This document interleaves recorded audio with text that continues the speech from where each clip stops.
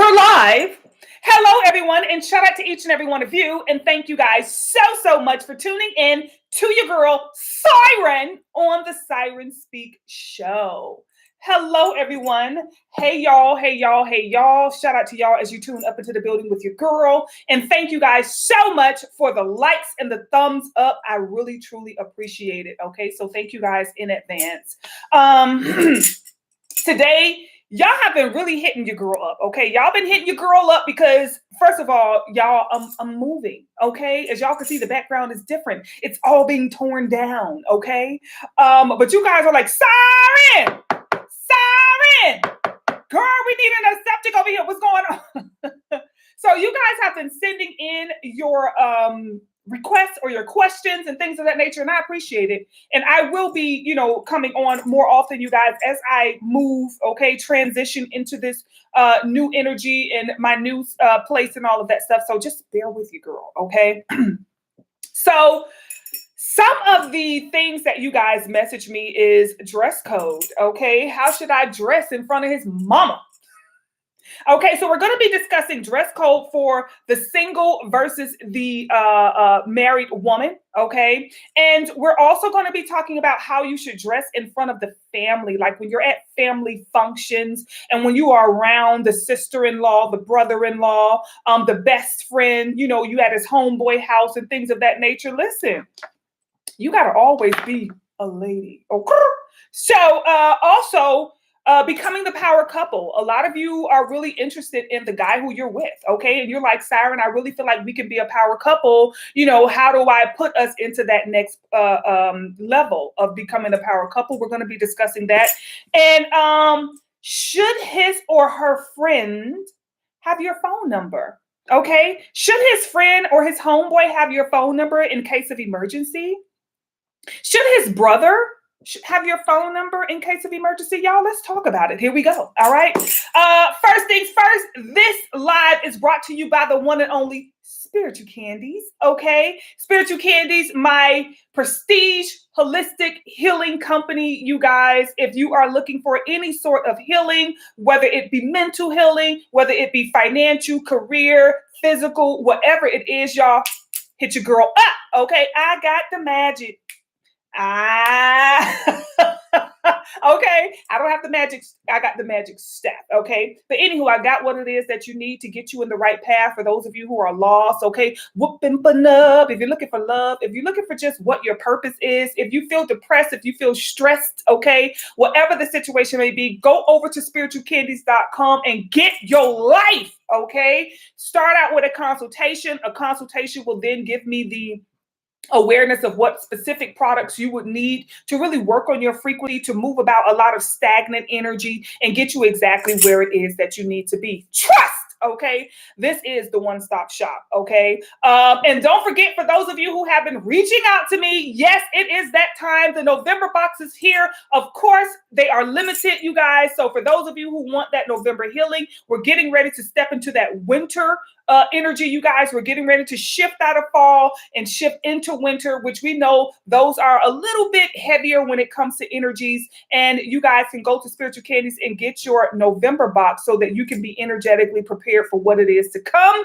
because that winter time ain't no joke. Okay, honestly, you guys, winter time is when the most suicides are recorded. Okay, a lot of people are unable to survive during those stormy winters. So before that storm come, you want to make sure that you are energetically prepared. So make sure you go over to spiritualcandies.com, you guys, get your November healing box. Okay. And if you have never had a healing box before, you can get one, but I would strongly suggest that you get a consultation and or a counseling session with your girl. Let's talk about it and see what it is you got to do, boo. Okay. All right. So let's go ahead and get into the topics of the day, you guys. Okay, the topics of the day, we're going to be talking about dress code. Okay, you guys are like, how do I dress? Some of you are dressing a little bit too skimpy, okay, around these folk, you guys, especially when you're going around family members. Okay, you definitely want to cover it up. Okay.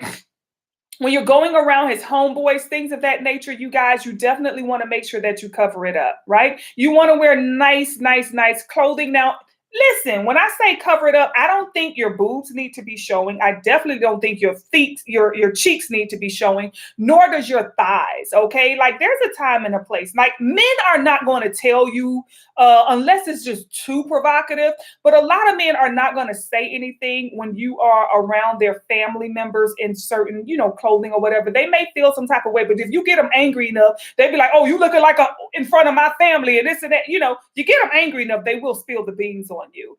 But you definitely want to make sure that you stay rather conservative. Now, there's a way to be conservative and sexy, okay? Because some of y'all don't went and got y'all body done and y'all feel like, hey, I done paid for it. I need the world to see it, okay? That is okay, but there's a way to look sexy, while you have your body covered up. You know what I'm saying? You can get form-fitting slacks, okay? Form-fitting clothing. You can have a nice form-fitting dress, where it's not showing anything, but it is giving the illusion of, yes, it is giving the illusion of that. When you're going around, especially, the family member of your significant other, the family members, especially the mother, if the mother is going to be there, honey, you want to make sure you put on your Sunday best, okay?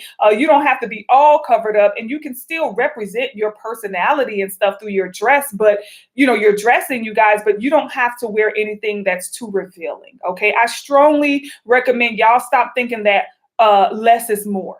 Okay. It's okay if you have a nice shape. It's okay. You can wear a nice pair of jeans. Okay. A nice belt with it, a nice little tank top with it, honey. And that's looking very sexy. Throw on a nice little blazer or not, and a nice little hat or whatever, honey. And you can look real sexy and real classy without having to show, that much skin. All they're seeing is your shoulders and your arms, but you're looking really sexy, right? So when it comes to the way that you guys are dressing around your significant other, you guys just really keep it to the point where it is presentable enough for his mother, okay, where it can make her feel comfortable. If you're going to be around his sisters, I don't think you have to really compete with anybody to show that you have a body. I mean, he's with you. You're his choice. He's bringing you around his family. So you definitely want to make sure that you are keeping it nice and classy all the time, okay? Now, single ladies, all my single ladies, all my single ladies, all my single ladies, cover that up. Now, see, single women, now this the thing about, now this is not all of y'all, okay? But those of you who the shoe fit, get to stepping, honey, okay? If the shoe fits. Now, I'm gonna give y'all a scenario because I had a acquaintance, okay, at this time. This was one of my old acquaintances, and they and I were not married, but we had been together a couple years. We were still getting to know you, getting to know all about you, okay. I was still in that phase. They and I had been together for probably like 2 years, okay. We were right at the, okay, I think we're ready to take this serious phase, right? And I had a friend who's single, and of course, Miss Thing had body, okay?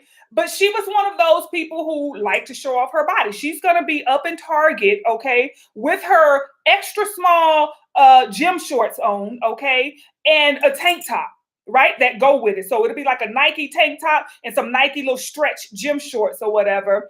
And I mean tights, not like baggy gym shorts. I'm talking the tight fitted ones, okay, the spandex.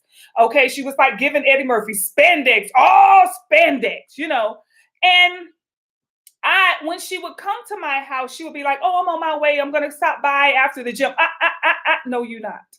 Okay, especially if my man was there. It's not about being insecure. It's about being smart. Okay, just how you got to be careful with your money, how you spend your money. You got to be careful with your man, honey. Because these single women, honey, they act like they don't know, but they want to come around and be all up in front of your man. And that's too much. Okay, that's just disrespectful. I don't like that part right there. And if you're married and you dress like that, and you go around this man's family knowing his brothers and stuff gonna be there with your little arse standing out and your boobs and cleavage, I don't think that's classy. Okay, it doesn't give class, you guys. And single women, now I don't want to say single women because you know what? This is any woman, whether married or single. It depends on how comfortable you are with yourself as to how much it is that you want to show. I just really truly don't think we should be out letting it all out and airing it all out, okay, in front of people, especially in front of their family and stuff like that. So I think you should always want to put on something very classy. Classy is sexy. Do y'all not think classy is sexy? Okay, like today I ran into, well, not ran into, but as I was going into a store, okay, I'm going into TJ Maxx, and there's this guy, and he has on sweatpants. You guys, he has the craziest erection, okay? Like you can clearly see the whole shape, I'm like, what the are you thinking about right now? Like, what's on your mind that you're walking around? There are little children out here with their parents, and you can clearly see it, y'all. Okay. It's as if nothing was separating it. And I was just like, oh my word, like, seriously? You know, I just couldn't believe that. I'm like, maybe he had a thought or something, but he wasn't trying to cover it up. He had his hand up here with a box right here, and he had his phone up here. It's not like he was, you know how it is in junior high school when they try to cover it up and put their notebook in front of it. He wasn't doing any of that. And I just thought that was so disrespectful. I thought that was so nasty, because anytime you're around somebody's family, you guys, you're around children if you're at a family function, and you definitely want to make sure. Now, I know you want to look good when you go around his family. You're like, yes, honey, I got to get it together, okay? I know you want to look good, but there's a way to look good without looking like, a piece of trash, you guys. So I would say glamour it up, let them see you looking nice and elegant all the time. Don't let them see you with everything standing out, everything, every shape, every nook and cranny has to be shown. I don't think that that's sexy at all. If you always got to wear spandex, you need to probably take like a class on, how to be elegant, right? All right, so that's all I have to say really about that. You guys know, how I am. For those of you who watch my vlogs, you guys know how it is that I dress. Even when I want to be skimpy, I think the only time I really be skimpy is like at the beach. I think that's the only time I really be skimpy is like at the beach. That's the only time you really gonna get siren in something that's, very, very, very revealing. From time to time, when it's hot during the summer, I'll wear like a tied up top, where my top is like tied up and my stomach may be showing or something. But yeah, I don't know. I like a very sexy or elegant,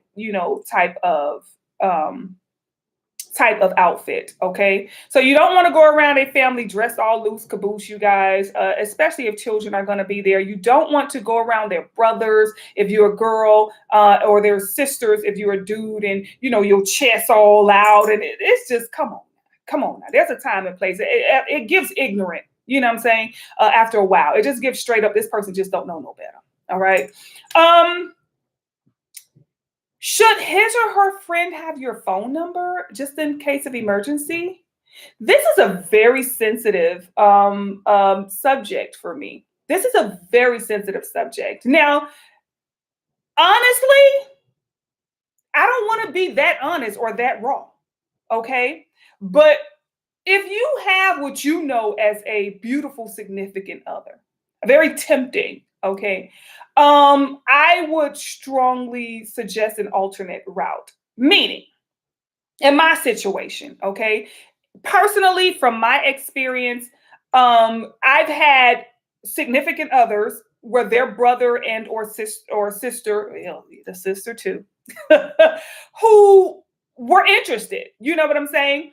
And not only that, I've had it where I've had siblings, not really siblings, but my sister-in-law, okay, made a hit on my husband just because she had his phone number. And I'm like, I can't trust you with nothing. There you go.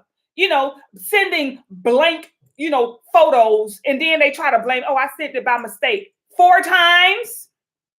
I just don't, me personally, just to keep down the drama, I wouldn't want my sister-in-law, okay, having, my brother-in-law having my phone number, unless I feel like I could trust them. Okay, if I feel like they have never made a move on me, or they don't look at me some type of way, you got that intuition. It'll let you know what's up. I'm like, I don't know about that, babe. When it comes to me and my husband, I'm like, they have my kids. You can reach out to my kids. You can get me some type of way. I just don't want no problem. Now, I'm that type of girl. I don't want no problem. I don't want their phone number. If it comes down to an emergency, the only family members that I really converse with when it comes to my husband is his children from his previous marriage, right? Those are the ones that I share like my phone number because those are my babies. So I feel like if anything, I could reach out to them, tell them, and they'll reach out to the rest of the family. You know what I'm saying? So it's like when it comes to, me and Babe. Now, when it comes to Babe, my siblings, they have his phone number. Everybody in my family got my husband's phone number. And that's because that's how they reach out to me. A lot of them have his number. They don't have my number. Okay. But majority of the people reach out to me through my husband. Because when it comes to my family, I don't feel like my siblings would go after my husband. I really do feel like they respect me enough to not have to, or to not go after my husbands. Now, when it come outside of my siblings, when it comes to like nieces and cousins and, anything, no, no, absolutely, positively not. No, call me. Call me. As a matter of fact, don't call me. Call my kids. My kids will let me know you want to talk. Hit me up in a DM or something, okay? Like, seriously, I'm very finicky about that because I know how people are. I know how people can be. And then it's based upon my past experiences. So you have to use discernment when it comes to who you give your significant other's phone number to and who you don't. You should know who you can trust. Y'all, them cousins and, nieces and stuff like that. I think I recently saw a video of Trina Braxton, okay, Tony Braxton, Tamar Braxton, Trina Braxton, Tracy, and Tawanda, okay. Trina Braxton's ex-husband, okay, who is now deceased, when he was alive, he was sexting the niece, okay, who was then 16. That's why I say, y'all, you gotta use discernment, okay? Because men are not always that strong. And I'm not going to say women are always that strong, but when it comes to a man, listen, when you have daughters, y'all, and you probably think, oh, that's my boyfriend and things of that nature. And when you have daughters, and you want him having your daughter phone, only her daddy gonna get her phone number. Okay. And if you are her stepfather, you're definitely not going to get my daughter's phone number. Okay. There's nothing you need to talk to my daughter about on the phone. You will wait till you see her in person. I'm very selective about that, you guys, because I'm from the old school and I'm from that age. I'm from an experience. I don't want to say that age, but I'm from an experience where if it happens, you don't tell.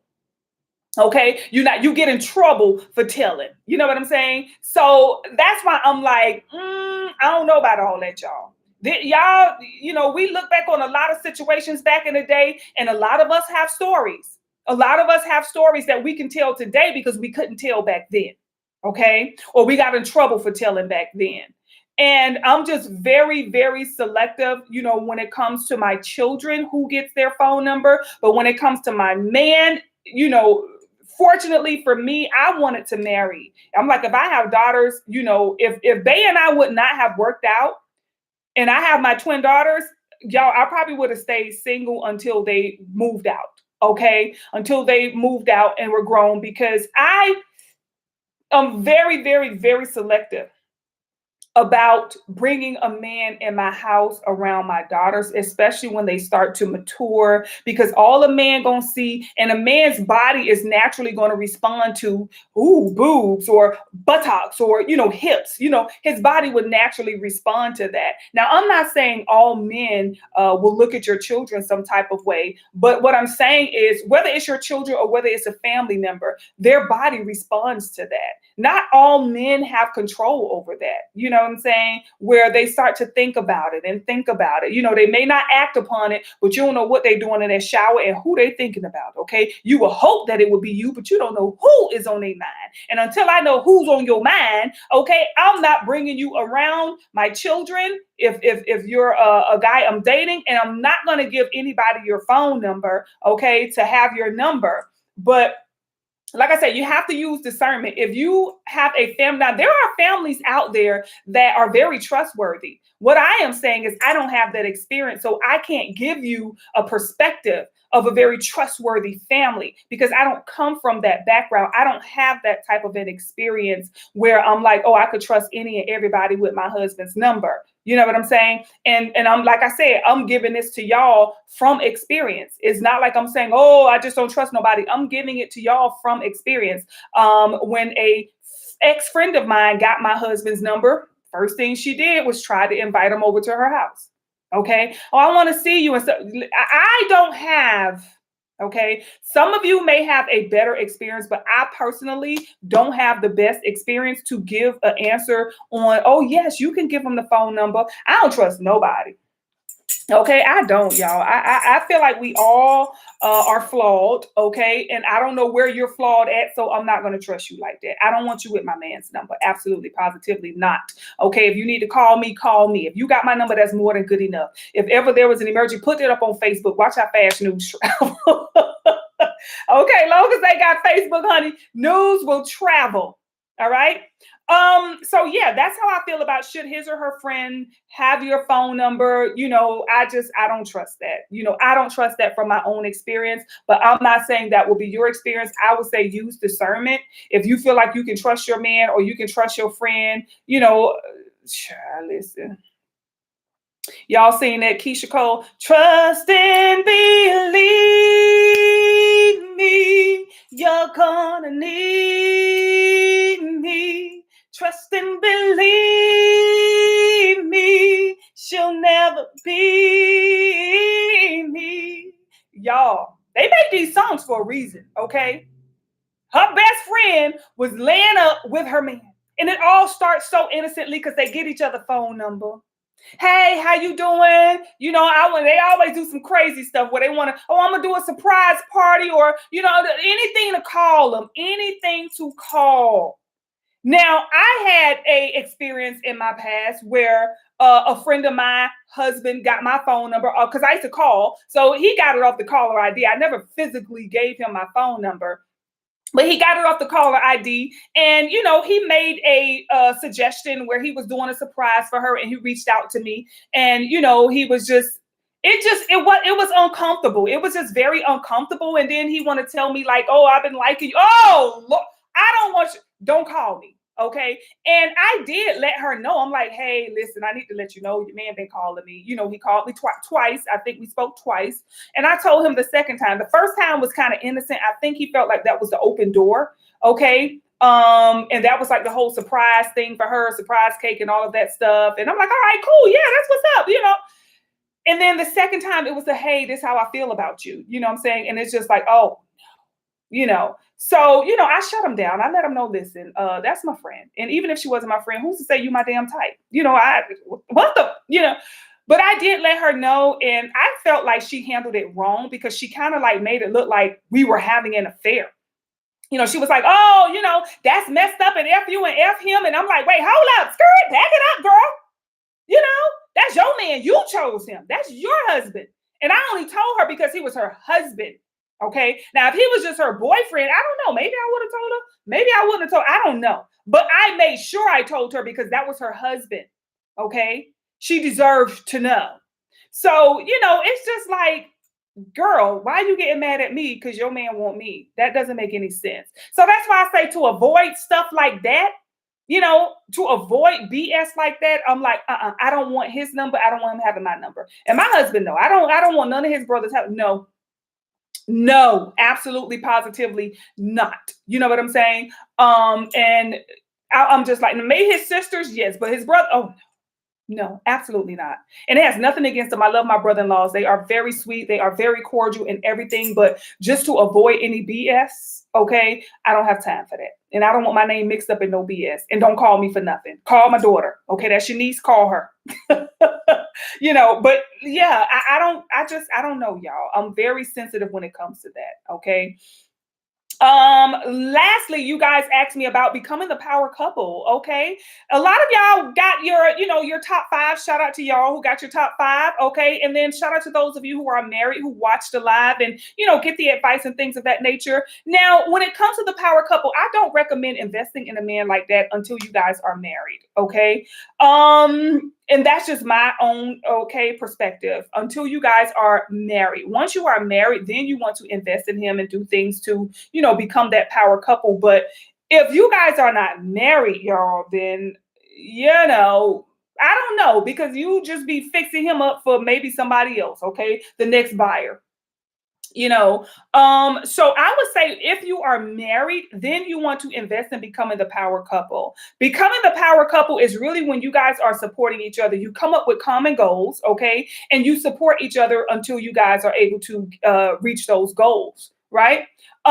Becoming a power couple example is, okay, we want to get Bay, right? Bay has a dream of, let's say, owning an auto shop, right? So we want to support Bay to go to school, to get his licensing and things of that nature, everything that he needs. We want to work on his credit, work on his business. We want to build his LLC. We want to, get everything set up for it, get a location and all of that stuff. We want to build his business energy so that we can get a nice loan for him to get this auto shop.